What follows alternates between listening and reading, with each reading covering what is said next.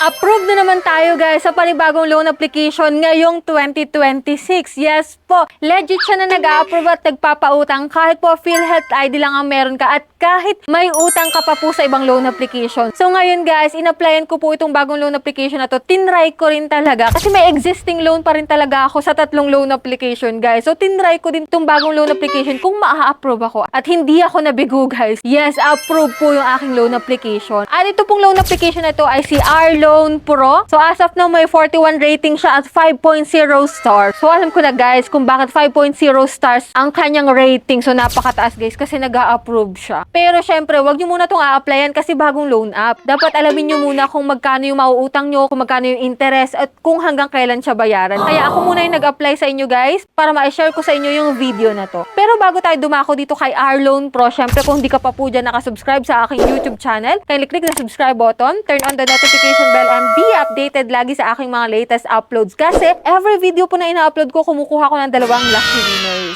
So ang gagawin mo lang po, ilalike mo tong video na to, mag-iiwan ng comment dyan sa comment section, at i-share mo para marami ring makapanood at maging aware sa mga loan apps na naglalabasan dyan online. So much for that guys. Kung kayo naghahanap ng mauutangan na pwede kayo ma-approve, itong si Loan Pro ang para sa'yo guys. Pero alamin mo muna yung interest nito kung okay para sa'yo. So keep on watching guys.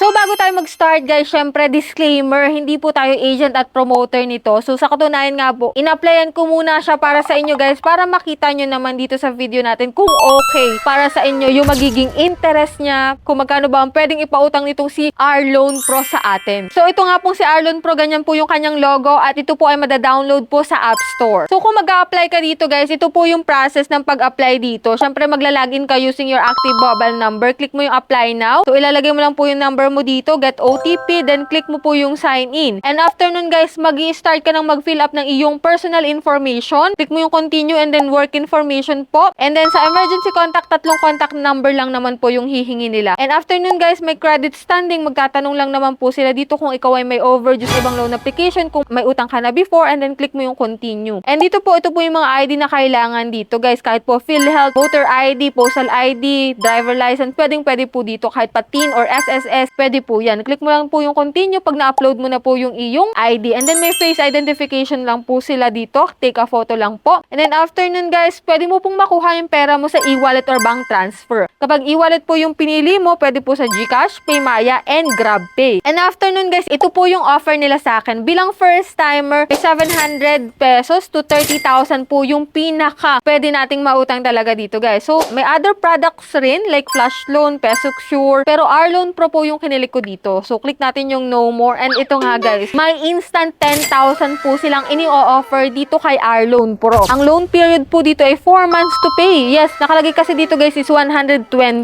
Then, ang amount to receive daw natin sa 10,000 pesos is 9,992 pesos. So, yung 8 pesos guys is para sa service fee. And then, yan, date of application ko po is January 15, 2026 at babayaran ko daw po ito sa May 15, 2026 na. February, March, April, May. So, bali 4 months to pay nga siya, guys. Pero sa repayment plan, kung makikita mo dito, guys, magbabayad po ako sa February 24 ng 3,060. Then, sa April 5 po is 2,740.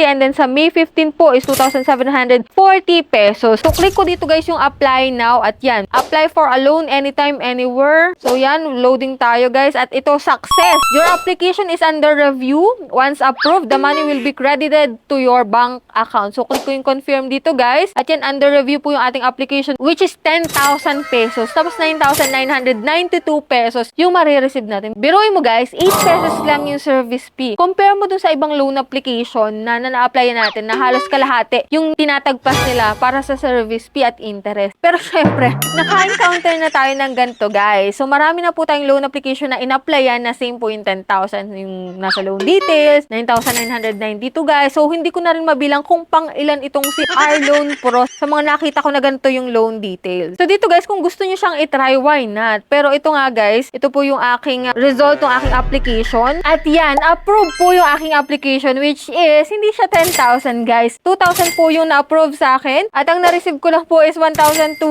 pesos. Parang hindi mo alam kung matutuwa ka or mapapayak talaga sa sobrang laki ng service fee, which is 800 pesos. So sabi nila kanina na yung service fee nila is 8 pesos lang. Pero wala na tayong magagawa guys kasi na-approve na po yung aking application at pumasok na po talaga sa aking GCash account yung 1,200 pesos. So ang total repayment ko po dito is hindi po siya 4 months to pay, kundi po siya 7 days to pay lang kasi January 15 po ngayon, sa 21 po ako magbabayad. So pumapatak nga na halos 6 days nga lang. So kasama yung araw na to sa 7 days, no? So 1,989 po yung babayaran ko. And then mawi-wave na po yung 10 pesos kapag nabayaran ko po ng full amount yung first schedule ko po. So yan guys. If ever na gusto nyo siyang itry, why not? Pero ito nga guys, na-approve ako and let me know your opinion about dito kay Arloan Pro. Kahit ako i-approve, ay yung interest naman guys at service fee is napakalaki. So, nasa inyo na rin talaga kung magta-try kayo dito guys. So mas maganda talaga na alamin muna kung magkano yung marireserve natin sa isang loan application, kung magkano yung ibabawas at magkano yung total repayment natin. Kaso nga lang guys, yung mga gantong loan application, after mo ma-confirm yung loan mo, after mo makapag-apply, saka pa lang nila ibibigay talaga kung magkano talaga yung babayaran natin, which is hindi sila transparent dun sa part na yun guys. So nakakalungkot. Anyways, that's life. Naka-encounter na naman tayo ng panibagong loan application na nag-a-approve per 7 days lang. Okay, sana kung hindi lang to 7 days guys. Anyway, that's it. Yan lang po yung vlog natin for today. So bago tayo magtapos guys, i-announce po muna natin yung ating dalawang lucky winner for today's video. So congratulations po sa inyo kagad. I-claim nyo na po yung prize nyo sa aking Gmail account. And that's it. Sa mga hindi pa dyan nakasubscribe sa aking YouTube channel, kindly click the subscribe button, turn on the notification bell, and be updated lagi sa aking mga latest uploads. So bye-bye na muna for now guys. See you on my next video.